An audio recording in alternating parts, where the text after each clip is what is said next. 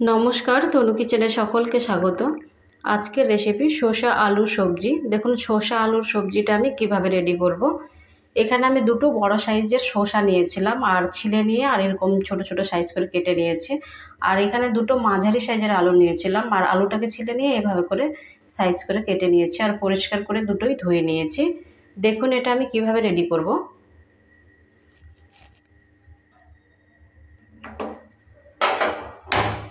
গ্যাসটাকে আমি অন করে দিয়েছি আর একটা কড়াই বসিয়ে দিয়েছি। কড়াইটাকে প্রথমে ভালো করে হিট করে নেব।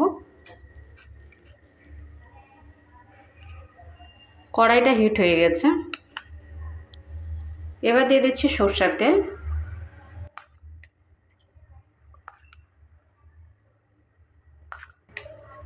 চার চামচ আমি সরষের তেলটা ব্যবহার করলাম। সরষের তেলটাকে প্রথমে ভালো করে হিট করে নেব। সরষের তেলটা হিট হয়ে গেছে, এবার দিয়ে দিচ্ছি শুকনো লঙ্কা আর দিয়ে দিচ্ছি একটা তেজপাতা, হাফ চামচ গোটা জিরে।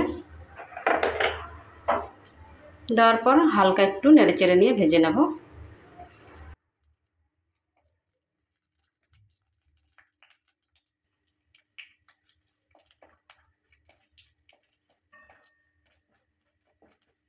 হালকা একটু ভেজে নিয়েছি,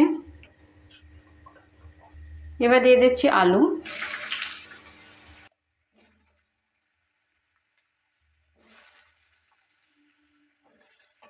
আলুটা দেওয়ার পর নেড়েচেড়ে নিচ্ছি।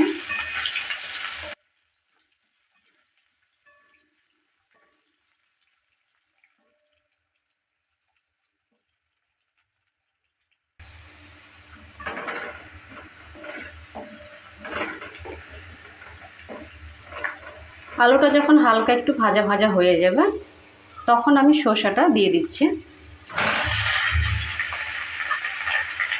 শসাটা দেওয়ার পর আবারও ভালো করে নেড়ে নিচ্ছি আর শসাটাকেও আমি কিছুক্ষণ সময় নিয়ে ভেজে নেব।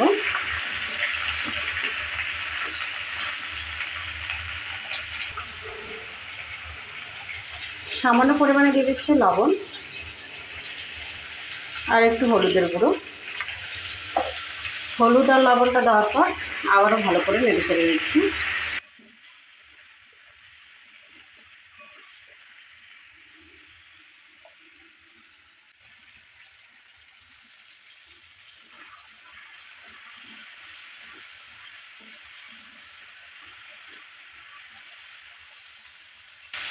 শসা আর আলুটাকে ভালো করে ভেজে নিয়েছি।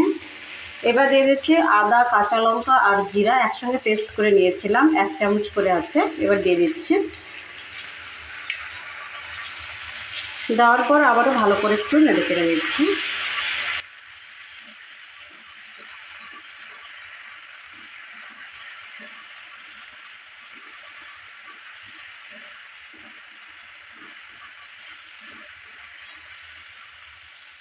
এবার এখানে আমি শুকনো মশলা ব্যবহার করব।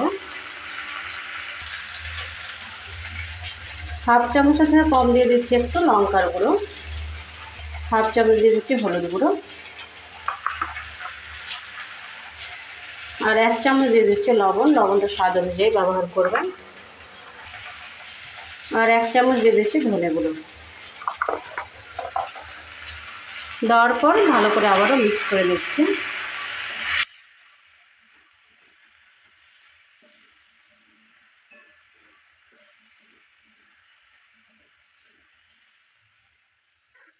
মশলা যেন জ্বলে না যায় এই কারণে সামান্য একটু জল ব্যবহার করলাম। জলটা দেওয়ার পরেও ভালো করে আবারও নেড়ে নিচ্ছি।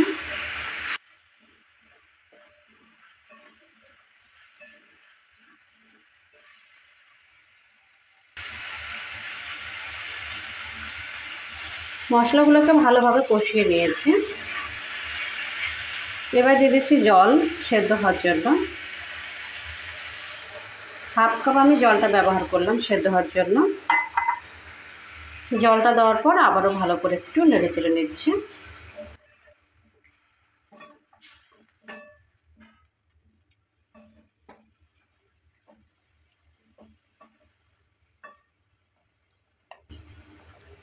আর একটা ঢাকনা দিয়ে ঢেকে দিচ্ছি 2 থেকে 3 মিনিটের জন্য।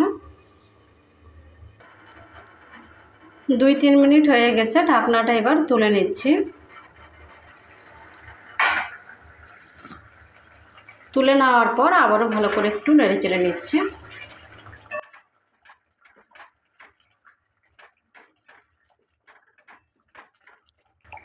আর ঢাকবো না, এভাবে করে একটু কিছুক্ষণ সময় নিয়ে রান্না করে নেব।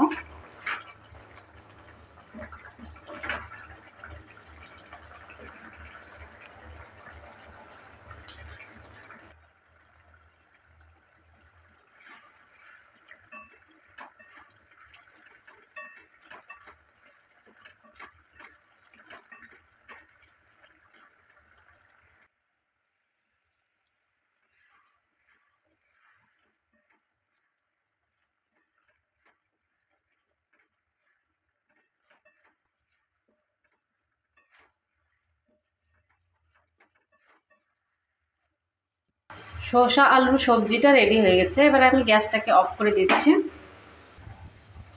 আর নামিয়ে নিচ্ছি।